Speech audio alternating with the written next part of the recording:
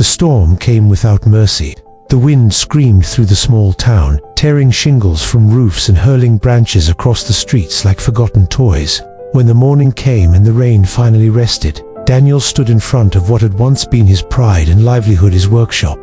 The walls had collapsed inward, as though they had surrendered. Sawdust mixed with mud. Pieces of wood he had carefully carved were broken, lying scattered like the remains of a life's work undone in a single night. Daniel's hands trembled as he picked up a fragment of oak, a half-finished chair leg he had been shaping for a client.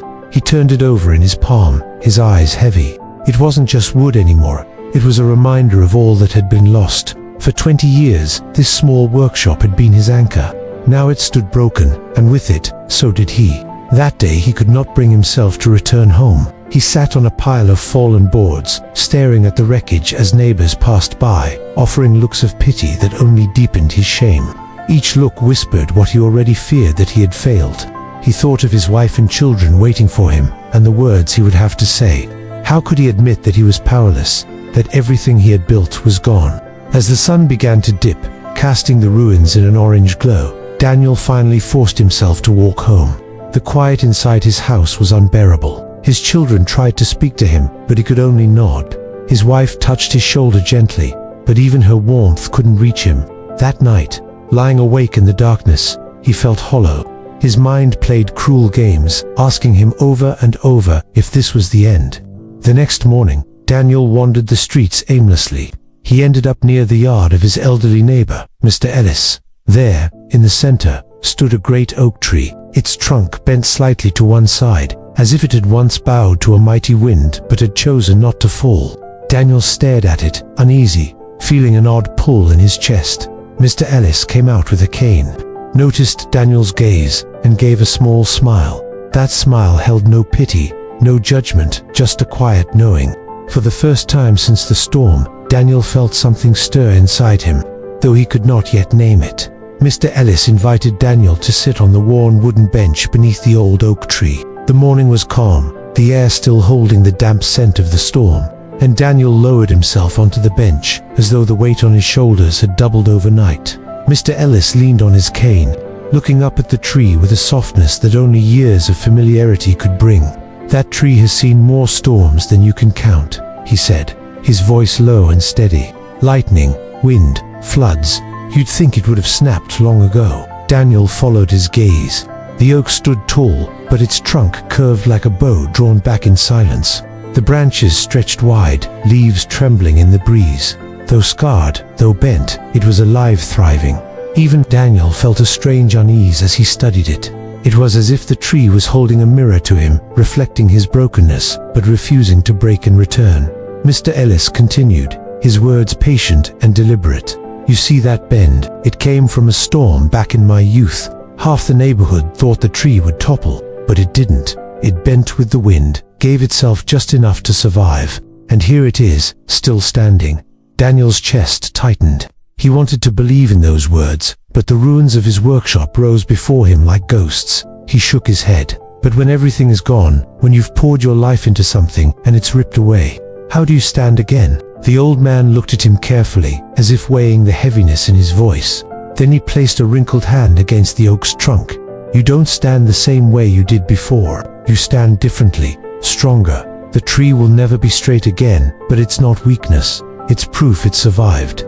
Those words sank deep into Daniel's heart. He sat in silence, the breeze brushing against his skin like a quiet comfort. For a long while, neither of them spoke. Daniel could hear birds settling back into the branches, singing as though nothing had changed, as though storms were only brief interruptions in a much larger song. For the first time since the storm, Daniel's thoughts softened. He still felt pain, still carried fear, but there was also a small spark of something he thought he had lost hope. As he left Mr. Ellis's yard that day, he looked back at the tree once more. Its bent trunk no longer seemed like a flaw. Instead, it looked like a story etched into wood, a silent testimony to endurance. And deep inside, Daniel wondered if maybe he, too, could learn to bend without breaking. The days that followed carried both weight and quiet revelation. Daniel found himself returning often to the old oak tree. Sometimes Mr. Ellis was there, sometimes not, but the tree itself became a companion. he would stand beneath its branches and imagine the countless storms it had endured. The scars on its bark, the bend in its trunk, none of it diminished its strength. In fact, they seemed to add to its story. One afternoon, Daniel brought a small box of tools to the ruins of his workshop. His hands shook at first as he sorted through broken planks and rusted nails. Each piece of debris felt like a reminder of failure, yet he forced himself to stay. He remembered Mr. Ellis's words, that standing again does not mean standing the same.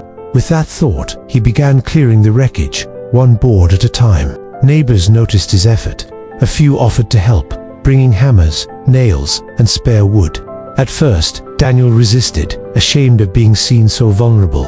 But then he remembered how the oak tree thrived, not in isolation, but surrounded by the life it sheltered. Slowly, he allowed others in. His children brought him water and stayed by his side, their laughter breaking the silence. His wife's smile grew warmer each evening as she saw him working, even if the progress was slow. The new workshop was not grand.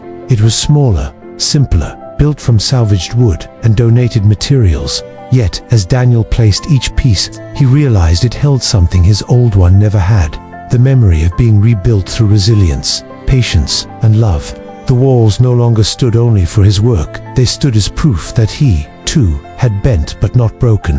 When the final nail was driven, Daniel stepped back, wiping sweat from his brow. The building was modest, but in his heart, it stood taller than the one he had lost. He walked over to Mr. Ellis's yard, where the oak swayed gently in the breeze. The old man nodded knowingly, as if no words were needed. Daniel laid his hand against the oak's trunk, feeling the rough texture of its bark. The bend was still there, visible and unhidden, yet it carried no shame. It was a mark of survival, and in that moment, Daniel understood. His life too would always bear the bend of storms endured. But like the tree, he would stand, rooted deeply, unbroken. As the sun set behind him, painting the sky with golden light, Daniel felt a calm he hadn't known in months. The storm had taken much, but it had also given him something far greater: the strength to keep bending and never break. Life bends us in ways we do not choose. Loss, failure, and hardship press down like storms that seem too heavy to survive. Yet within us lies the quiet resilience of the oak tree, the power to bend, to yield without surrendering, to carry scars without losing strength. Daniel's story reminds us that survival is not about standing perfectly straight, but about standing at all. May we each find the courage to bend when needed, and the faith to believe we will not break. If this story touched you, please like, share, comment, and subscribe for more reflections.